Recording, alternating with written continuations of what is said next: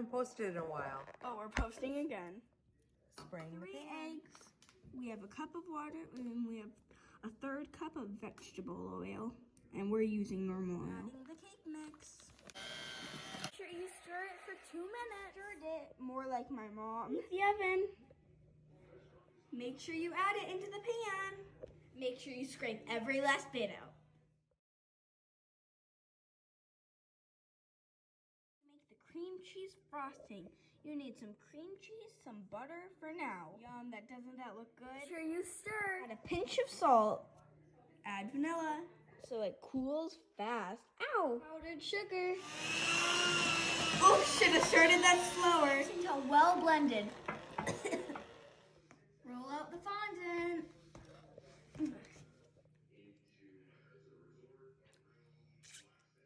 Make sure you lick the beater.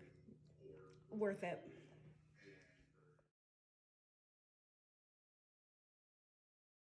Add a lot of powdered sugar just to make sure it doesn't stick onto your rolling pin or the table. See, mine doesn't stick. If it does stick, you should add more. So make sure you do both sides and make sure it's well covered. You might get it on your fingers, which today I obviously have. And while you're mixing it, you should add powdered sugar while you're mixing it, so it doesn't stick to your fingers as much as this food coloring wants to.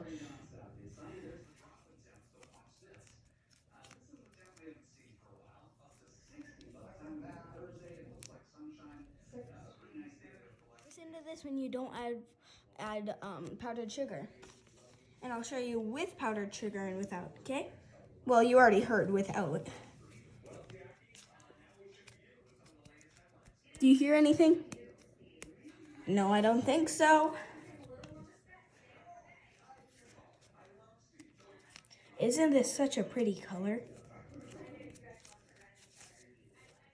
So how I add the food coloring into the fondant is I make a hole with my finger, and then I add the food coloring, any food coloring of your choice, add like that much, and I close it off so it doesn't get on my fingers and just knead it like I would. Well, it got on my fingers, but it's easy to get off just with soap and water and scrubbing.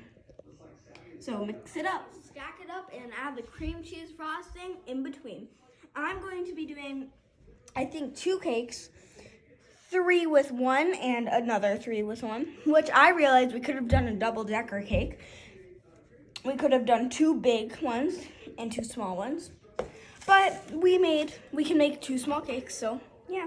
That's how I recommend taking them out. I recommend using a spatula, grabbing it. It's super easy, but you have to make sure the cake is well rested and it's not really warm, because if it's warm, it will just fall apart like these ones did, because it was a little warm now. But it has cooled off. There's air inside the little cake, and you can just easily pick it up with the spatula, and you can grab it as well if it's not very crumbly, and just set it on top. It's easy. And if anything falls off, just put it on the top again. And you can, how I frost it is I get 1 ball of frosting, about like, we'll say about this much, maybe a little less. And then you add it on top.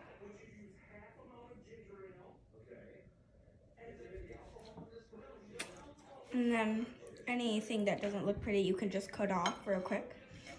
And then after, you will make the plate look pretty if you want. You don't have to.